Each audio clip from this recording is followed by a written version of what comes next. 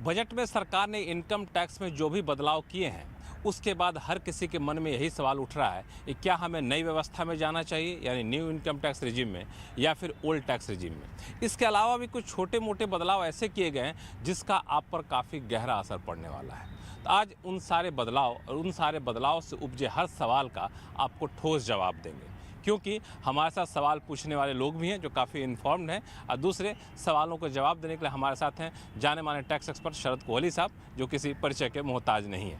तो सबसे पहले शुरू करते हैं लोगों के सवाल जो उनके मन में हैं, खासतौर से इस बजट के पेश होने के बाद। बजट में सबसे बड़ी बात कही गई कि इन नई इनकम टैक्स रिजिम को ज़्यादा आकर्षक बनाने की कोशिश की गई। उसके बाद खासतौर से जो नए लोग हैं, नई नौकरियाँ पाए हैं, उनके पास कई सारे सवाल उठ के खड़े होते हैं। आपके पास कोई सवाल है कि आपने बजट सुना, क्या आपके मन में सवाल उठा?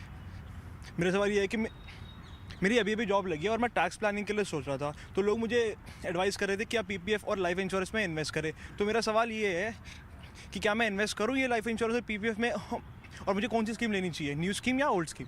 ये नई स्कीम आने के बाद कोहली साहब, सबसे महत्वपूर्ण सवाल यही उठ रहा है कि आमतौर पर लोग टैक्स बचाने के लिए भी पीपीएफ और इंश्योरेंस लेते थे। अब तो इन जैसे लाखों लोग होंगे जो इस तरह के उलझन में फंसे होंगे, क्या जवाब उनके लिए? बिल्कुल, इनकी नई जॉब लगी है, बड़ा धर्म संकट है कि एक तरफ सेविंग भी करनी है, बुढ़ापे के लिए जोड़ना है, रिटायरमेंट के लिए जोड़ना है, बड़े खर्चे के लिए जोड़ना है, और दूसरी तरफ अब उस पे से जो अट्रैक्शन था टैक्स सेविंग का वो जा चुका है। तो मुझे लग रहा है कि सेविंग की आदत, लक्ष्मण, एक ऐसी आदत है जो कि छोड़नी नहीं चाहिए। ठीक है, टैक्स एडवांटेज ना रहे, पर इन्होंने जो दो चीज़ों की बात करी, पीपीएफ बहुत अच्छी स्कीम है, 7% रिटर्न है, टैक्स एग्जेम्प्ट है, तो मैं समझता हूँ सेविंग थोड़ी बहुत फिर भी करते रहनी चाहिए।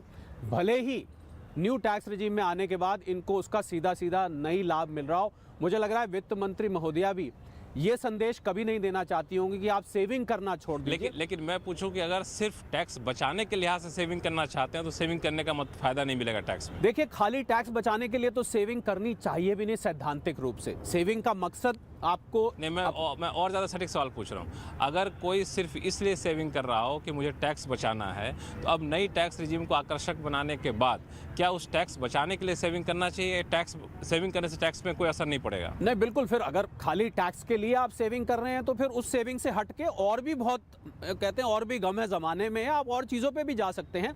खाली टैक्स वाली जो सेविंग है उसको आप छोड़ सकते हो। तो इसके लिए ऐसे मामले में इनके लिए न्यू टैक्स रिजीम ज़्यादा बेहतर होगा। बिल्कुल, न्यू टैक्स रिजीम बेहतर होगा। और पीपीएफ मैं इनको सलाह दूंगा, ये ज़रूर फिर भी खोलें, इनको आगे काम आएगा। इंश्योरेंस पॉलिसी रिस्क कवरेज होता है, वो उसका एक ऑब्जेक्टिव डिफरेंट होता है। तो मुझे लग रहा है इन सेविंग्स का ऑब्जेक्टिव ध्यान में रख के तब इनको चयन करना चाहिए। अगर वो टैक्स सेविंग ऑब्जेक्टिव से कर रहे हैं तो फिर करने का फायदा नहीं, छोड़ सकते बाकी जो ऑब्जेक्टिव है वो पूरा कर सकते हैं। जी हाँ, छोड़ सकते। चलिए एक और सवाल लेते हैं। आपके पास कोई सवाल? जी, मेरा सवाल ये है कि मेरी अभी रिसेंटली मेरा प्रमोशन हुआ है और मेरी सैलरी है 60,000 पे, तो क्या मुझे नई रिजीम में जाना चाहिए या नहीं, या पुरानी रहनी चाहिए? सैलरी आपने बताई? 60,000 पे। 60,000 रुपये। 60,000 रुपये सैलरी महीने का है, तो यानी आपको 7,20,000 के आसपास सैलरी होगी सालाना। तो ऐसे लोगों के लिए खुशखबरी है। 7,20,000 हो गया। और स्टैंडर्ड डिडक्शन, अब तो पता है आपको, न्यू रेजिम में स्टैंडर्ड डिडक्शन आ चुकी है जो कि पहले नहीं होती थी। तो स्टैंडर्ड डिडक्शन 50,000 लें तो 6,70,000 रह जाती है। और अगर आपने, इन्होंने वित्त मंत्री महोदया का कल बजट स्पीच सुना था जो अभी आया है, तो 7 लाख रुपए तक कोई टैक्स नहीं है। तो इनके लिए तो बहुत बड़ी खुशखबरी है। जब सैलरी बढ़ेगी तब देखी जाएगी। नहीं, ये 7 लाख वाले में मुझे थोड़ा सा क्लैरिटी और चाहिए। जो कई लोगों ने मुझसे पूछा कि क्या 7 लाख तक अब टैक्स नहीं लगेगा या फिर कुछ उसमें पेच है? बहुत अच्छा सवाल है, और मेरे से भी बहुत लोगों ने, लक्ष्मण, कल जब से बजट स्पीच आई तब से लोगों ने पूछा है। और इसमें कैच ये है कि 7 लाख तक अगर आप कमाते हैं तो एक सेक्शन 87A होता था, आपको याद होगा, हम टैक्स गुरु में अक्सर इसका जिक्र करते हैं। वो 87A अब चल के न्यू टैक्स रिजीम में आ गया है, यानी कि 25,000 रुपये टैक्स आपका कुल मिला के बचता है। और 7,000 पर जो ही आप पार करते हैं उस लक्ष्मण रेखा को, क्षमा करिए आपका नाम ले रहा हूँ, जैसे ही आप उसको पार करते हैं तो आपके ऊपर वो स्लैब्स अप्लाई हो जाते हैं, 0 से 3 लाख, 3 से 6 लाख, 6 से 9 लाख। पर जब तक आप 7 लाख के अंदर रहते हैं तब तक के लिए 0 टैक्स रहेगा। तो इनके लिए खुशखबरी, 0 टैक्स। लेकिन ये भी बताना ज़रूरी है कि 7 लाख वाले जो बदलाव है वो सिर्फ न्यू टैक्स रिजीम चुनने वालों के लिए है, बिल्कुल ओल्ड टैक्स वालों के लिए नहीं है। बिल्कुल उनके लिए नहीं है। उनके लिए वही पुराना जो चल रहा है 2.5 लाख वाला मॉडल है, वही चल रहा है। 2.5 से 5 लाख, 5 लाख से 10 लाख पुराने, उनके लिए बाकायदा स्लैब्स लागू हैं। और इसीलिए लक्ष्मण, ये पुराने स्लैब्स वित्त मंत्री महोदया ने हटाए नहीं हैं। क्योंकि जिन लोगों ने कमिटमेंट की हुई थी, जो लोग इन्वेस्टमेंट के ज़रिए करना चाहते हैं, उनके लिए अभी रखा हुआ है कि आप इन्वेस्टमेंट कर रहे हैं, आप रखिए। पर बाय डिफ़ॉल्ट अब आप जब पोर्टल खोलेंगे ना, तो आपको नया रिजीम अब बाय डिफ़ॉल्ट दिखाई देने वाला है। बाय डिफ़ॉल्ट दिखाने वाली। इसका मतलब ये हुआ कि अगर पहले होता था कि आपको न्यू टैक्स रेजिम में जाना है तो आपको चुनना होगा, अब यह है कि नहीं, आपको पुराने में जाना है तो चुनना पड़ेगा। पुराने को चुनना पड़ेगा। पुराने को कैसे चुनेंगे, इस पर आपसे बातचीत करूँगा, लेकिन एक और सवाल मैं ले लेता हूँ इनसे। जी सर, गुड आफ्टरनून। सर, मेरा क्वेश्चन ये है कि मैं एक टैक्स पेयर हूँ और अंडर ओल्ड रिजीम हमें स्टैंडर्ड डिडक्शन मिलती है 50,000 की। तो ये स्टैंडर्ड डिडक्शन हमें न्यू रिजीम के अंडर मिलेगी कि नहीं? क्योंकि जब से इंट्रोड्यूस हुआ है तब से हमें कोई डिडक्शन नहीं मिल रही है न्यू रिजीम के अंडर।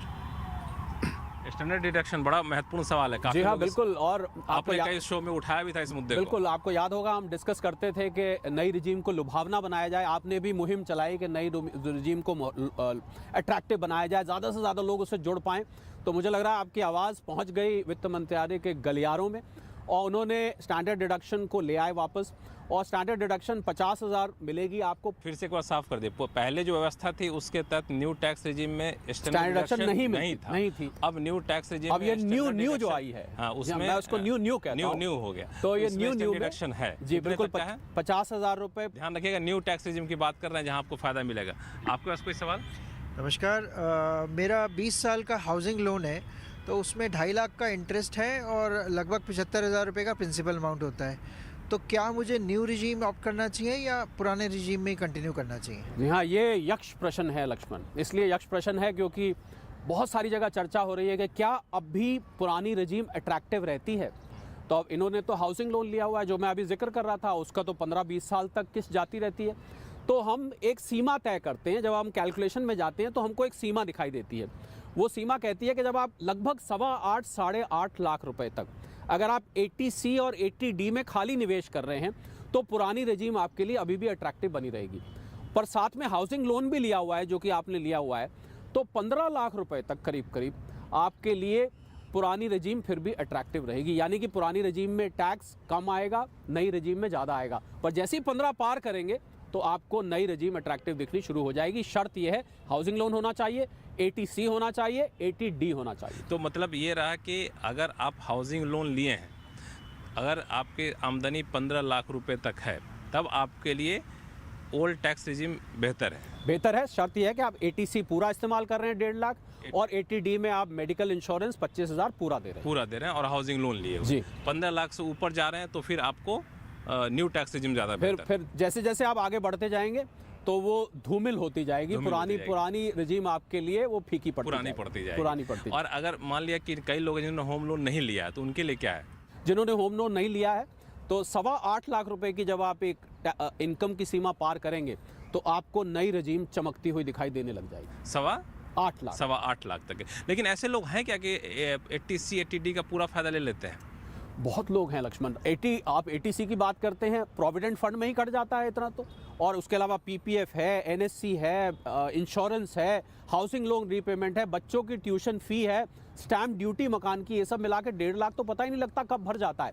और मेडिकल इंश्योरेंस तो मैं समझता हूँ हर किसी की ज़रूरत है, आजकल हर व्यक्ति लेना चाहता है। खासकर कोविड के बाद इसका महत्व और ज़्यादा बढ़ गया है। 80C 80D सबसे मशहूर चैप्टर 6A की डिडक्शंस में से दो हैं। अब ये सारी बात रही new tax regime old tax regime को लेकर, लेकिन इसके अलावा भी कई सारे बदलाव किए गए हैं जो बजट में घोषणा की गई थी। उन बदलावों का भी काफ़ी ज़्यादा असर आपके ऊपर पड़ने वाला है। इस पर बातचीत करेंगे छोटे से ब्रेक के बाद, कहीं जाइएगा नहीं।